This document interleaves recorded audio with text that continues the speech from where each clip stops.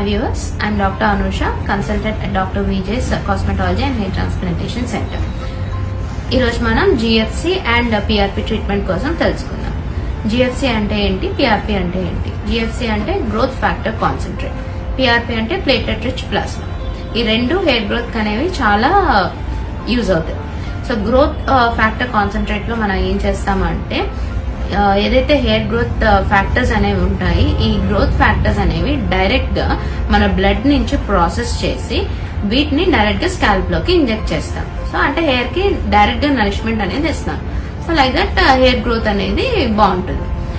పిఆర్పీలో ఏం చేస్తామంటే బ్లడ్ అనేది కలెక్ట్ చేసి సెంట్రిఫ్యూజ్ చేసినప్పుడు ప్లేట్లెట్ రిచ్ ప్లాస్మా అనేది సెపరేట్ అవుతుంది. సో ఆ ప్లాస్మాని మనం తీసి డైరెక్ట్ గా స్కాల్ప్ కి ఇంజెక్ట్ చేస్తాం.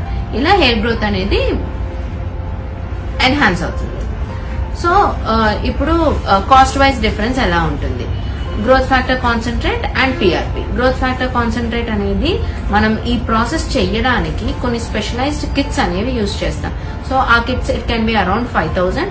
సో ఈ ప్రొసీజర్ అన్ని చేయడానికి so it may be on an average 10,000 to 12,000 per session అనేది ఉండొచ్చు. పిఆర్పి అంటే per session it can be around 5,000 to 7,000. Next duration, ఎన్ని మంత్స్ లో రిజల్ట్ కనిపిస్తాయి? జిఎఫ్సి లోని విజిబుల్ రిజల్ట్స్ అనేది మనకి అరౌండ్ 3 to 6 months, అంటే 3 to 6 సెషన్స్. అదే పిఆర్పి అయితే ఇంకొంచెం ఎక్కువ సెషన్స్ అంటే లైక్ 6 to 8 months టైం అనేది పట్టొచ్చు, 6 to 8 సెషన్స్ అనేది పట్టొచ్చు. So GFC is nothing but higher end of PRP. Thank you.